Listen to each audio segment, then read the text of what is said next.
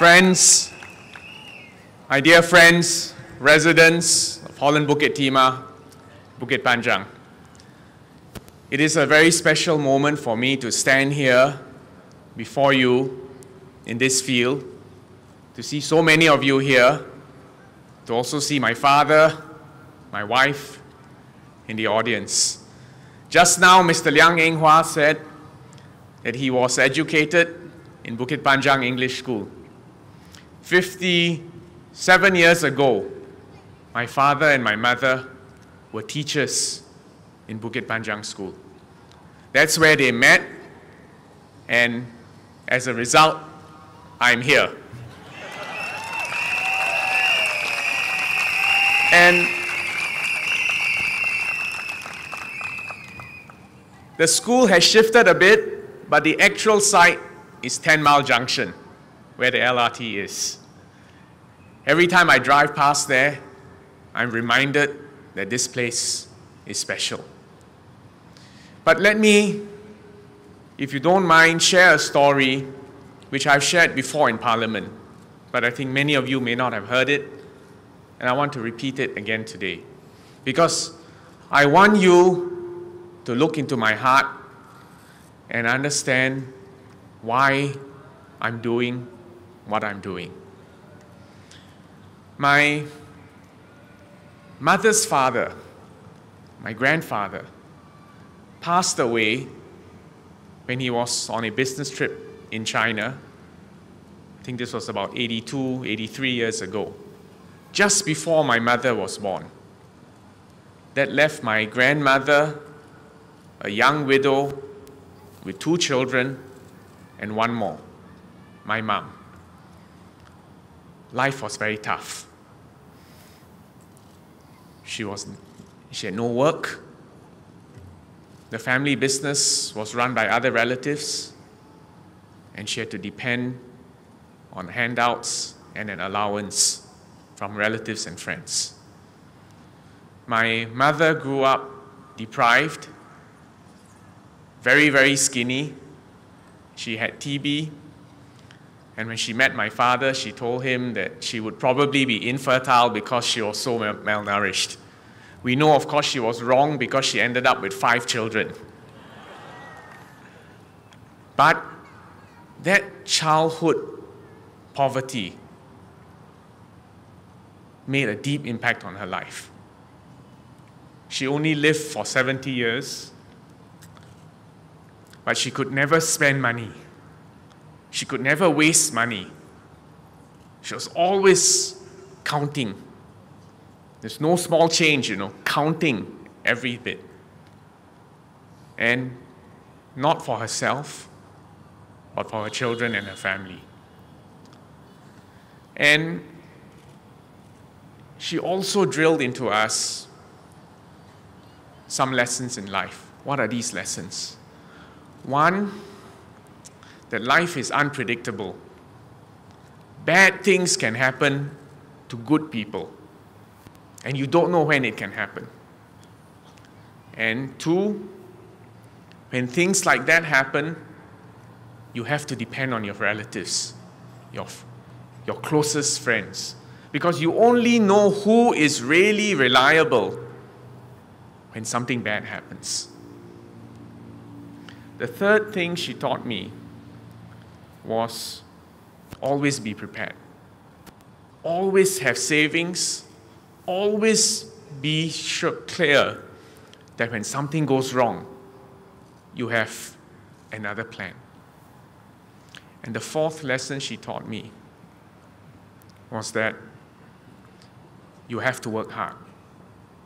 Because it is only through hard work, through education, through getting a career, that you can make progress and you can provide for your family. I tell you all these things because this is why I am in politics. This is why I make the decisions I make and the policies which I rolled out in MCYS. My friends, this election is not an easy election. I think you all know me now. I'm a very, very honest minister. This is not an easy election. Why is it not an easy election? I think there is one key question the voters of Singapore are asking us. That question is, do you care? Do you care about me? It's not a matter of how smart you are. It's not a matter of how detailed your plans are, but your heart. And for those of us standing as candidates of the PAP, we need to remind ourselves and remind the voters of Singapore that we care for you and we will look after you. And everything that we do, sometimes tough, sometimes unpopular, is because we care for you. The last few weeks, I have not been making many speeches because my teammates, including Dr. Teo, and my new colleague, Ms. Sim Ann, have been meeting thousands of people. And I say thousands because we've been making house visit after house visit after house visit, market visits, meeting people. When we meet these people, I don't give them a long talk, a long speech. I ask them one question. What are you concerned with? What are you afraid of? What is your hopes? What is your fear? And for this election, people have told me a few things. Almost everyone I meet is concerned about the cost of living. Almost everyone I meet is concerned about jobs. Almost everyone I meet is concerned about the cost of homes. And almost everyone I meet is concerned about their children. So let's just tonight, without any big fiery speeches, just consider these 4 points. The cost of living, our jobs, our homes, and our children.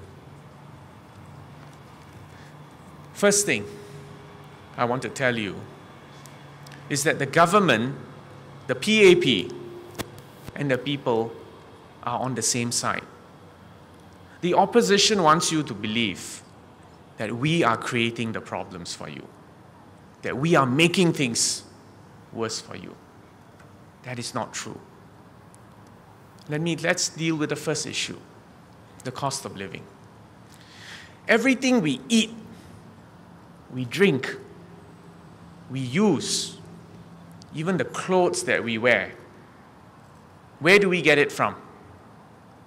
Where is it from? It's overseas, right? Do we determine the prices that the overseas countries charge us for our food, for oil, for our clothes, for all the things that we use in our daily life? We don't, This is just Singapore, 3.2 million citizens. We cannot control global prices. If there's instability in the Middle East, oil prices rise. If you get a drought or a flood in agricultural countries, food prices rise. If there's a harvest failure for cotton, even clothing prices will rise. So understand, this is not something that the PAP has done to our people, but something that happens as a result of worldwide developments. But the PAP, the government, has to do something about it. So what do we do to help you cope with the cost of living? Yesterday, the Prime Minister said the most effective long-term solution to dealing with rising costs is to raise your salaries. But to raise your salaries by making sure you have better jobs with higher productivity, which justify in a competitive, globalized world that higher salary. My friends, never before in history have 2.3 billion people in the world suddenly become connected to a global economy. I'm talking, of course, about India and China. Never before in history has computers and new ways of making things suddenly made human manual labor so cheap.